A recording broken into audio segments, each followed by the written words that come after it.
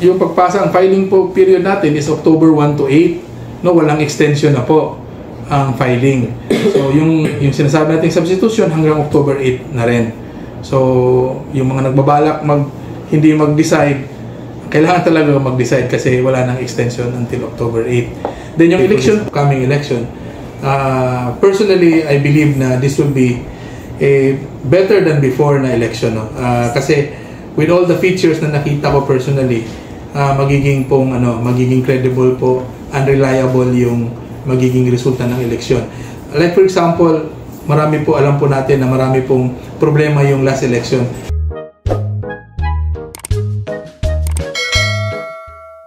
Doon to sa COMELEC na budget, yung propose po talaga ng COMELEC is nasa sila if hindi ako mali, mga 42 billion yung, so merong balance na mga 7 billion na hindi nabigay ng DBM.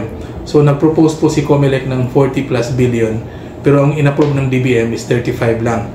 Now, on the question of yung honorarium ng teachers, inassure po ni Chairman na hindi po yun mawawala.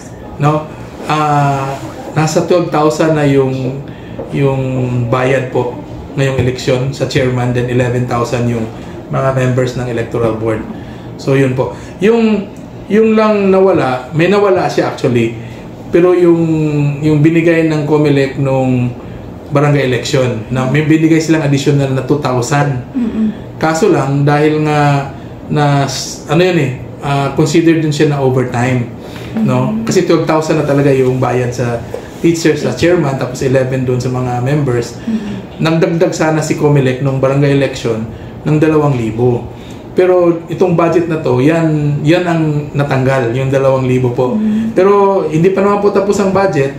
Yan ang inaano natin, pinupush natin na mabalik yung 2,000 para naman mabigyan ng karagdagan yung mga teachers natin, lahat ng magtatrabaho po sa 2025 elections. So kami po ni Chairman, nagtatandem kami, saka yung mga kasamahan kong co-sponsors na mabalik po. So yun po nilalabi namin kay Speaker na mabigyan siya ng priority kasi parating na po ang 2025 national election. Ayun.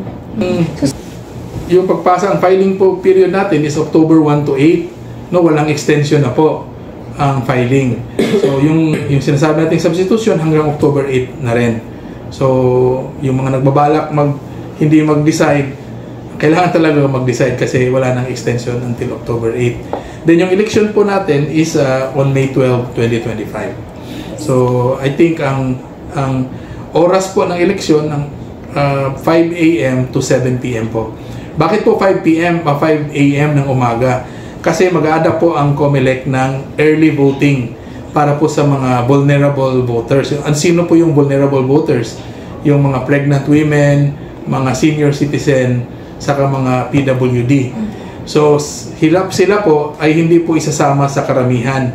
So ang gagawin po is ihikayat sila na boboto sila ng alas 5 ng madaling araw hanggang 7 AM. So ito pong early voting, ginawa po ito ng COMELEC ng barangay election. So sinasabihan nila yung mga botante na kung kayo ay nasa vulnerable na group, maaga na kayo magpunta. Sila yung priority. Yes. Pwede na silang pumunta ng 5 AM hanggang 7 AM. Yung mga regular voters, yun na yung 7 AM hanggang 7 PM. Yes. So, yung 35.4 billion, yung about 7 billion yan is nasa regular budget. Kumbaga yung sa regular operations, 5 billion yan is nasa regular operations ng COMELEC.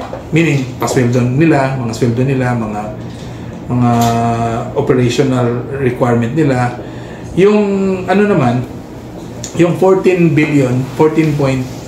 billion is yun po ang gagamitin para sa national local election ngayong 2025. And then meron pong 11.4 billion or 11.5. Yun po ay gagamitin sa barangay election kasi magkakaroon po ng barangay election sa December 2025. Tuloy po ba yan? Sa ngayon po, wala pa kasing batas na sasabi na hindi tuloy. So hanggang walang batas, consider po siya tuloy. So may nakalaan na po na budget doon na 11.5 billion. Yung iba naman, meron budget para sa overseas voting kasi separate po yun. Sa overseas voting, doon po sa national and local na election. Then yung about 1.2 billion, nakalaan po yun sa Comelec building. Nagagawa yung, kasi ngayon po ang Comelec nagre-rent lang po sa Intramuros. So kawawa naman sila. So meron na silang tawag dito sariling building na itatayo sa dito na sa may if hindi ako nagkakamali sa Macapagal Avenue. So malaki po yung building na yun, 9-story, 3-hectare property or 5-hectare property po. So ngayon nag-blessing na po sila noong September 2. Nag-inaugurate na sila dun sa nag-groundbreaking pala noong September 2 ang Comelec. So nasa preparation, foundation stage na ang Comelec. Ito pong pagtayo ng building, aabot po to ng mga 6 years, no? 6 years yung kasi malaki po yung niya. Ang total budget po nito is 8 billion.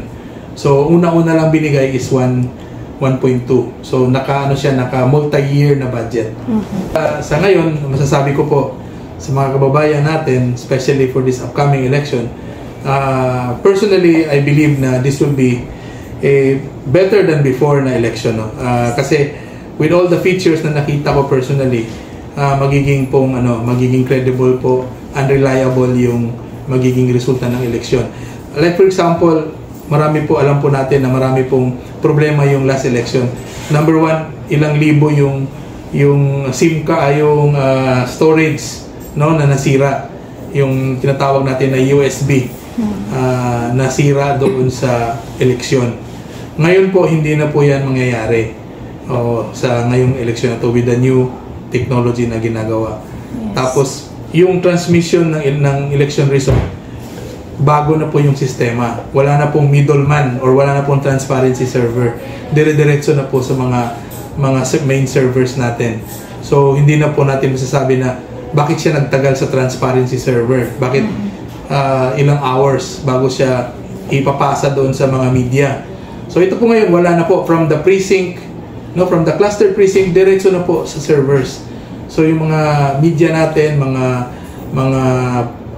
tawag natin NAMFREL, PPCRB, makakatanggap po sila ng diretso, no? Kaya mabilis po yung resulta ngayon, mas mabilis pa po siya kaysa last election. Ang tansya po ni Chairman, siguro pagkatapos mag-close ng presinto, in about 6 hours magkakaroon na po ng resulta, no?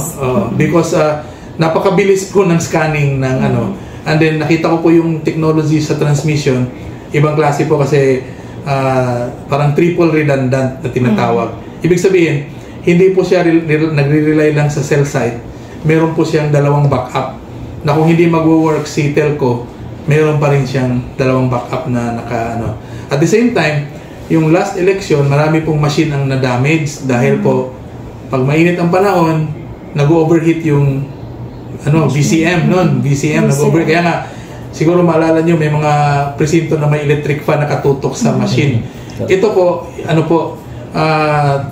ini-stress test na po nila yung automated counting machine. So, ibig sabihin, pina-testing na nila kung mainit, kung ano yung sitwasyon, ginawa na po ng natin ng Comelec. At the same time, hindi po siya dependent sa kuryente. Kasi may sarili siyang battery na pwede po ng 3 araw. So kahit sabihin ng ibang kandidato, iba-brown out natin para hindi ma-transmit. Wala po yan.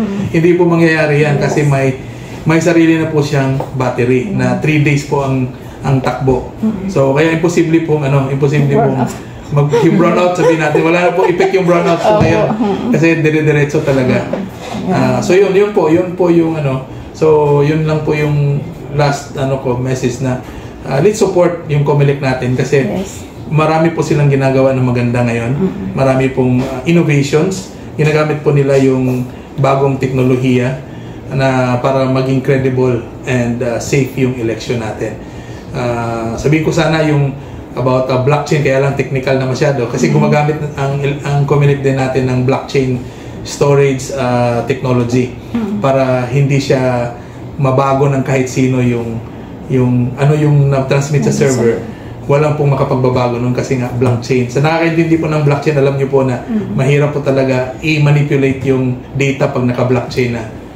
So yun po yung yung last natin Yes. message. Thank you, Kong.